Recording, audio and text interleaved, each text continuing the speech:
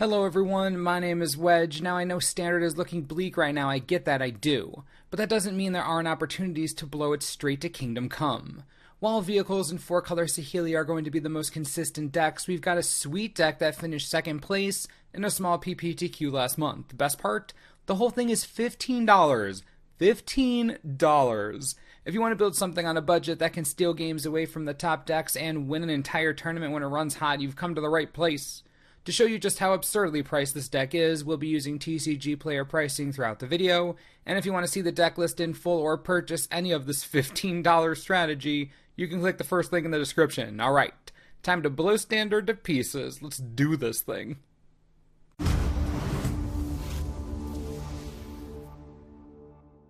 Mono Red Vampires is a strategy that combines the two greatest things in red, recklessness and more recklessness. Since we're running vampires and no black at all, it's a pretty safe bet to assume we're utilizing a madness package here. We'll begin at the bottom of our curve with Bomac Courier. Vampire? No. But a more than adequate early game attacker that can enable madness as easy as pie, and potentially draws you a load of cards if you control the board long enough. Dropping on turn 1 on an empty board will usually guarantee you at least one card when you decide to discard your hand and madness the crap out of everything. Good start. Next up is Insolent Neonate, another auto-include as far as I'm concerned. After testing the deck for a bit, it becomes painfully clear that Michael Jackson is necessary in the strategy.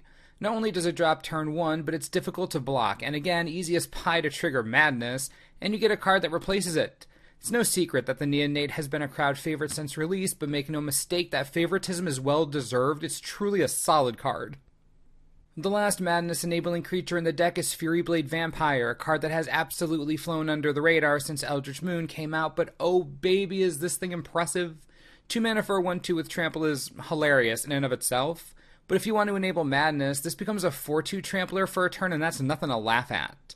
It doesn't have haste, so you'll have to wait until turn 3 to attack, but when you get a consistent madness trigger out of the deal and an effective 3 more power on the board, you will take that. Furyblade is better than I thought it would be, and punishes a slow start, especially from the combo or control-based decks. It's quite impressive indeed. So we have a bevy of madness-enabling creatures, which means we need other creatures to madness into, which thankfully we do not have a shortage of. Blood Mad Vampire is a key card. When it rains it pours, and Blood Mad Vampire takes full advantage of an undeveloped or barren board. With a cheap madness cost and powerful snowballing trigger, Blood Mad makes a solid budget inclusion in this type of all-in aggro strategy. Next up is another card from Eldritch Moon that hasn't garnered too much attention yet, Stromkirk Occultist. The 3 mana isn't ideal, but you can madness it for 2. It's already a 3/2 and it comes with Trample. In addition, the Occultist brings an extremely powerful trigger with it. Thanks to Trample, that trigger isn't going to be all that difficult to activate, and as you can tell from the cards we've looked at so far, the curve of this deck is pretty friggin' low.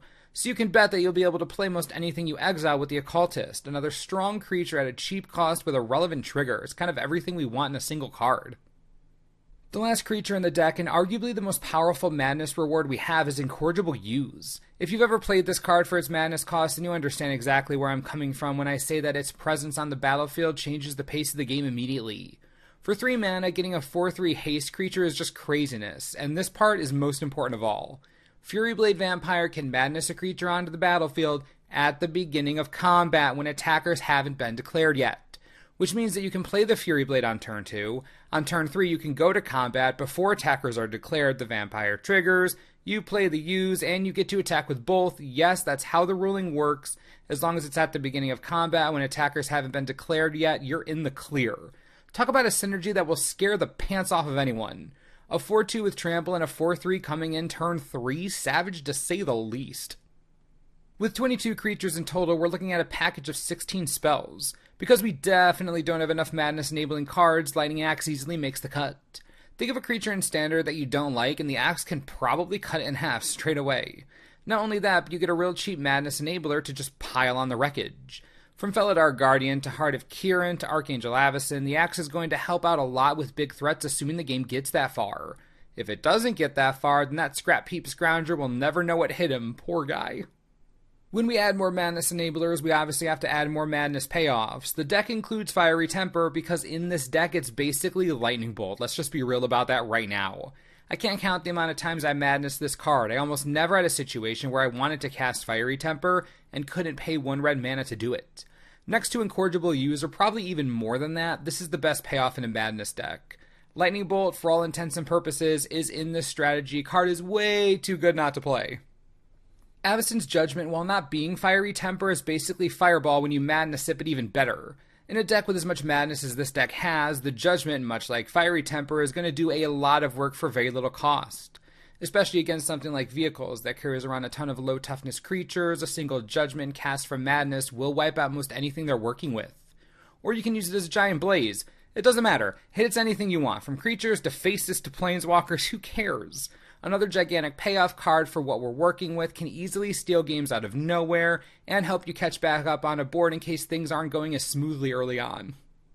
The last non-land card in the deck, Incendiary Flow, and this is for two reasons. First, I think we needed a piece of non-madness based removal just in case things got hairy. Second, this is the ultimate anti-scrap heap scrounger card. It's amazing against black-green. We're talking about a burn spell that is absolutely positioned for greatness in the meta we're dealing with right now. Do you know how many times Scrap Heap Scrounger has come back? Too many would be the correct answer. But fret no more, because Incendiary Flow doesn't care at all. It stops the Scrounger itself, it stops the Scrounger's enablers. Anything it kills, gone. This is the perfect last burn spell in a deck designed around ruthlessness. Incendiary Flow, good stuff. All that leaves the lands. Now the deck is pretty low to the ground, but we have to make sure we have enough mana to get things going, especially if we want to trigger Madness multiple times in a turn. 19 mountains are joined by 3 looming spires because the deck wouldn't be complete without a perfectly aggressive land. +1/+1 and first strike, and this deck with these creatures, I guarantee you that boost is going to put one of your attackers over the top, assuming it already wasn't. Looming Spires is legitimately perfect in this deck. It's just perfect. Genius. Mono Red Vampires is all surface, no depth.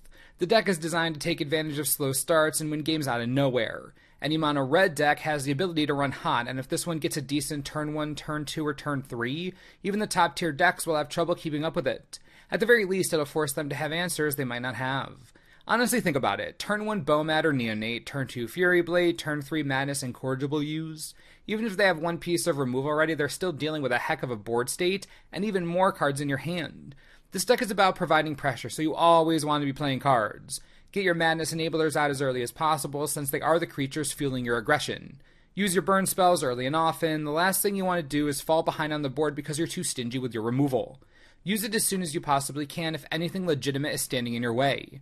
The key to winning with this deck is absolute ruthless aggression. Do not forget that, and please do not forget that you can Madness in the use to attack with Fury Blade Vampire. That ruling seems to be one a lot of players forget. Don't be one of those players, just wreck everyone. Let's talk sideboard. We're obviously in a meta ruled by cars and cats, which means that most of your sideboard is going to have to deal with that reality. Release the Gremlins is actually quite good, and I'd include at least 3. Vehicles decks suck, and sometimes need a little menace to stop them. Superb answer, and it gives you board pressure. You can't go wrong there. Now, along similar lines, Karizev's expertise is a bomb decision. Active trees and effects have additional value in super aggressive strategies. Every point of damage you deal is incredibly important, so using the expertise to grab a vehicle to crew yourself, or to stop your opponent from doing stupid stuff, could mean a win or a loss. You can blow out opponents with this card, and that doesn't even consider the fact that you get a free cast of another card in your hands. Just a dumb card. Please play it. Now for the most important suggestion of all, play Key to the City in the sideboard. I don't like it in the main deck because it isn't great against a lot of other aggressive strategies, but holy crap is it important in control matchups. This card is designed for this type of deck, but only when the game is slowed down a bit and you're dealing with a higher than average amount of removal. Key to the City is a staple, but a sideboard staple. I honestly wouldn't run this deck without Key to the City in the sideboard, at least 2 copies, but honestly, you could deal with 3 and it would be just fine. Card is quite strong. You need it out of the board. You need it. Just trust me, you need it. Let me be clear. Mono Red Vampires is designed for one thing and one thing only: stealing games.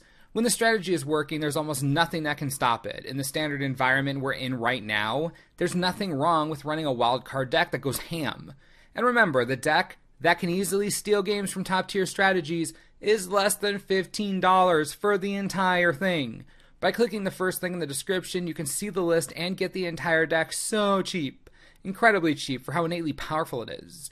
If you've been looking for something to sink your teeth into because you hate current standard, this is the way to go. Enjoy the chaos. As always, thanks for watching, and we'll see you next time.